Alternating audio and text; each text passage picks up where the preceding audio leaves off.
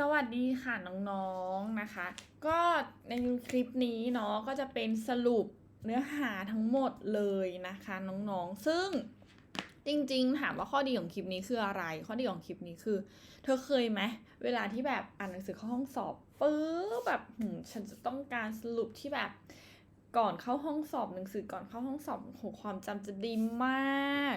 ต้องการสรุปแบบนั้นโอเคคลิปนี้เหมาะ เพราะว่าเดี๋ยวพี่เนาะจะแบ่งคลิปออกเป็นช่วงให้หมดเลยนะคะเพื่อที่ว่าอะไรน้องแบบว่าสมมติว่าจะเข้าห้องสอบแล้วควักโทรศัพท์ขึ้นมานั่งเปิดโชว์ดูโอเคฉันจำได้ปุ๊บวางปุ๊บเอารีบวิ่งเข้าห้องสอบไปนั่งจดก่อนเลยจ้าสมมติเมื่อกี้อะไรที่พี่เป็นพูดบ้างอะไรอย่างนี้เนาะโอเคนะครับแล้วก็จะเป็นสรุปรวมทั้งหมดอะไรทั้งหมดทั้งมวลเลยกับทุกสิ่งทุกอย่างในของมอต้นทั้งหมดเลยซึ่งไฮไลท์สำคัญของมอต้นเลยนะก็จะเป็นเรื่องพวกเลขยกกำลังรูทใช่ไหมสมการพหูนามเดี๋ยวพี่เบนจะมาบอกนะว่าในสรุปของเราจะมีเรื่องอะไรบ้างนะครับเรื่องแรกเลยนะคะคือจำนวนจริงและตัวเลขเนาะจำนวนจริงและตัวเลขเนี่ยเราก็จะมาพูดถึงในเรื่องของ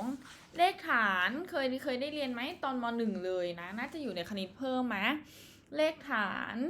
การเปลี่ยนเลขฐานเลขฮินดูอาราบิกเลขไทยเลขอียิปต์เลขโรมันนะว่าแต่ละอันเนี่ยมันจะเป็นยังไงบ้างนะครับต่อไปนะคะต่อไปบทที่2นะครับก็จะเป็นเรื่องของระบบจำนวนเนี่ยนะระบบจำนวนเนี่ยก็จะพูดถึงเรื่องคุณสมบัติว่าน้องสามารถบวกลบย้ายยังไงบ้างคูณหารน้องย้ายยังไงบ้างการบวกเลขติดลบการคูณเลขติดลบนะต่อไปนะคะก็จะเป็นเรื่องของค่าสมบูรณ์อย่างเช่นว่าคุณสมบัติของค่าสมบูรณ์มันเป็นอะไรบ้างผลลัพธ์ของค่าสมบูรณ์น่าจะเป็นยังไงนะเรื่องของคุณสมบัติของเลขยกกำลังการหาหรมคลนกะแล้วก็รากต่างๆนะคะซึ่งถ้าน้องอยากจะไปทำโจทย์เนาะอยากแบบว่าไปทำโจทย์เยอะๆซึ่งคณิตศาสตร์น้องพี่เว้นพูดเลยว่าเราต้องทำโจทย์เยอะๆแล้วเราจะได้เองคือคอนเซปต์เราได้แล้วพอคอนเซปต์เราได้แล้วเราไปทำโจทย์เฉพาะเรื่องที่เราไม่ได้ก็ได้อะไรอย่างเงี้ยเนาะทำโจทย์เยอะ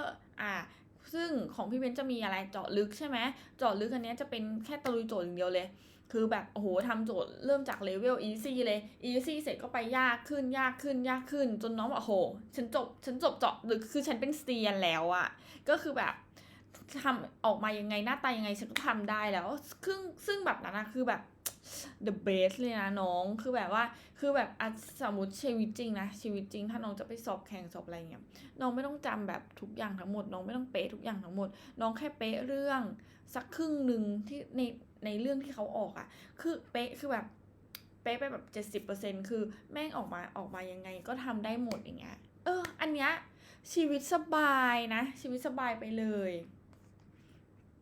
ต่อไปเรื่องเศษส่วนและทศนิยมก็จะมีพวกว่าการบวกลบเศษส่วนการแปลงเป็นทศนิยมเนาะพี่เว้นเอาเรื่องนี้เข้ามาด้วยเนาะเพราะว่าน้องบางคน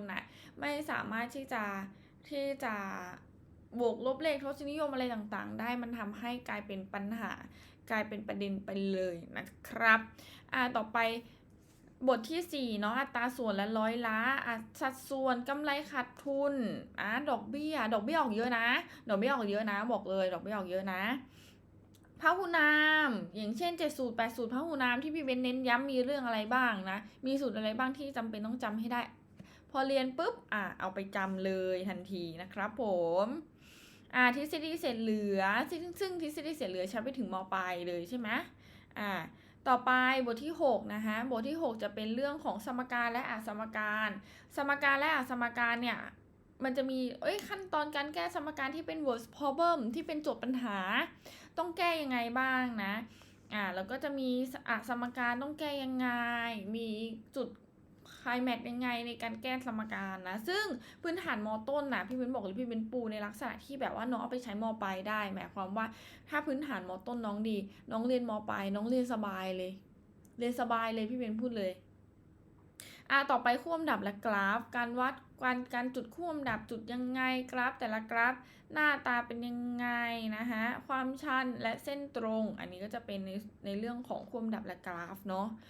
ต่อไปบทที่ 8 จะเป็นเรื่องของพาราโบลาหน้าตาเป็นยังไงสูตรโครงสร้างสำคัญคืออะไร และทริคในการทำพาราโบลามีอะไรบ้างนะครับ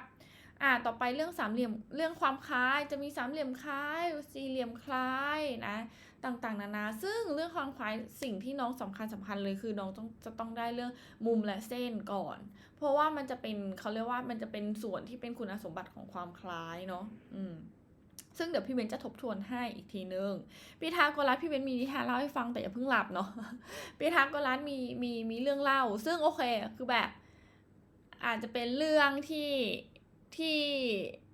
มันดูอาจจะดูน่าเบื่อหรือดูไม่มีอะไรแต่ว่ามันเป็นเรื่องที่เกิดขึ้นจริงบอกเลยนะอะไรบ้างที่ควรจำนะซึ่งพี่เบนมีให้แบบถ้าน้องจำตรงนี้ได้ชีวิตน้องจะง่ายขึ้นเนาะสูตรทริคในการทำพีทาโกรัสมีอะไรบ้างซึ่งพีทาโกรัสเนี่ยมันจะเป็นเรื่องที่น้องจะต้องไปใช้ต่อในตรีโกณนะครับต่อไปพื้นที่และปริมาตรจะเป็นเรื่องของหน่วยวัดหน่วยต่างๆหน่วยการวัดมาตราไทยมาตราอังกฤษมาตราเมตริกแต่ละอันจะเป็นยังไงบ้างเนาะแล้วเดี๋ยวพี่เบนจะพาไปรู้จักหน่วยอันนึงเขาเรียกว่าหน่วย SI ซึ่งน้องจะได้ใช้ในฟิสิกส์ด้วยได้ใช้ในเคมีด้วยนะแล้วก็จะพาไปดูแต่ละอันสามเหลี่ยมแต่ละสามเหลี่ยมหน้าตาเป็นยังไงบ้างสามเหลี่ยมสี่เหลี่ยมวงกลมพริซึมพีระมิดนะครับต่อไปเรื่องของวงกลมนะเรื่องของวงกลมในวงกลมมีคุณสมบัติแต่ละสมบัติอะไรบ้างแต่ละอันเนี่ยหน้าตาแบบนี้เราจะสามารถหามุมของข้างในวงกลมได้ยังไงนะคุณสมบัติมันมีอะไรบ้าง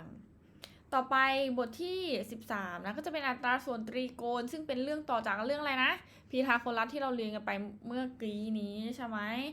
ไซน์คอสแทนโคเซกเซกคอร์ดเราจะมารู้กันว่าเฮ้ยมันคืออะไรเราจะต้องทำยังไงกับมันและฉันมีสิ่งที่ทำให้เธอไม่ต้องจำอีกต่อไปคือฉันมีมือของฉันให้เธอไปใช้ในห้องสอบได้และไม่ผิดกฎด้วยแล้วมันคือเฉลยโอเคไหมต่อไปคุณสมบัติของตรีโกณหลักๆที่ต้องจำพี่เบนบอกเลยมีสูตรเดียวซึ่งเวลาที่เราไปเรียนที่โรงเรียนมีกี่สูตร เยอะมากแม่เยอะไม่ไหวซึ่งพี่เบนบอกเลยว่าเดี๋ยวพี่เบนสอนแบบตามความเข้าใจเลยนะทุกอย่างมันจะง่ายมากทุกอย่างมันจะอีซี่มากมันจะกลายเป็นผุยผงค่ะ ผุยผงไปเลยค่ะโอเคไหมต่อไปสถิตินะสถิติก็จะมีพวกพิสัยค่าเฉลี่ยมัธยฐานฐานนิยมนะเคยได้ยินไหมแบบภาษาวัยรุ่นที่เขาพูดแบบภาษาวัยรุ่นยุคไหนวะยุคฉันหรือเปล่าดึงมีนเธออย่ามาดึงมีนได้ปะแบบประมาณว่าแบบเธอดึงมีนไปแล้วทำไมเธอแต่งตัวแบบเนี้ยแต่งตัวมาดึงมีนเพื่อนหรอไอ้มีนคำนี้จริงๆมันมาจากคณิตศาสตร์เนาะซึ่งก็คือหมายความว่าค่าเฉลี่ยซึ่งเดี๋ยวเราจะไปเรียนรู้กันแล้วอาจจะได้คำศัพท์ใหม่ๆของภาษาวัยรุ่นออกมาก็ได้นะคะโอเคเรื่องต่อไปจะเป็นเรื่องของความน่าจะเป็นการสุ่มอย่างเช่นน้องถ้าเราจะซื้อหวยสักใบ2 ใบเราจะถูกรางวัลไหมนะเราจะได้รางวัลเท่าไหร่เราจะได้2 ตัวท้ายไหมหรือเราจะได้3 ตัวท้ายไหมอะไรอย่างนี้นะหรือว่าแบบทอยลูกเต๋าเล่นเกมเศรษฐีกับเพื่อนใช่ไหมโอกาสที่เราจะได้66มีอะไรบ้างใช่ป่ะจะเป็นแบบนี้นะคะเพราะฉะนั้นจริงๆแล้วคณิตศาสตร์มันเป็นเรื่องใกล้ตัวนะน้องๆเป็นเรื่องที่แบบจริงๆมันวนเวียนอยู่ใกล้ตัวเราซึ่งเดี๋ยวพี่เบนจะทำให้ดูว่าจริงๆมันวนเวียนใกล้ตัวเราจริงๆซึ่งถ้าน้องพี่เบนบอกเลยว่าทุกคนก็จะพูดเหมือนกันหมดว่าคณิตศาสตร์มันเป็นวิชาหนึ่งค่ะพี่ซึ่งมันยากมันวุ่นวายมันอะไรก็ไม่รู้หนูเข้าไม่ถึงหนูไม่เข้าใจซึ่งถ้าเกิดว่าเธอมาเรียนกับฉันแล้วฉันบอกเลยว่ามันจะกลายเป็นเรื่องที่ใกล้ตัวเธอเพราะฉันประโยชน์แบบนี้จะไม่เกิดขึ้นแล้วมันคือเรื่องที่ใกล้ตัวเธอมันคือทุกๆอย่างที่มันอยู่รอบๆตัวเธอจริงๆโอเคไหมซึ่งเดี๋ยวพี่เบนจะบอกว่าเฮ้ยในชีวิตจริงฉันสามารถเอาเรื่องนี้ไปใช้กับอะไรได้บ้างโอเคปะ อันนี้ก็จะเป็นอินโทรนะอินโทรในเรื่องของสรุปสูตรไปก่อนนะครับและเดี๋ยวพี่เว้นจะพาไปขึ้นแต่ละบทแล้วเดี๋ยวจะแบ่งคลิปให้เป็นบทไปเลย เวลาที่สมมุติน้องจะเข้าห้องสอบแล้วฉันไม่มาเรื่องนี้นั่งเปิดคลิปนี้ไปเลยไม่นั่งมานั่งกออีกต่อไปโอเคไหมครับไปเจอกันคลิปหน้านะครับผม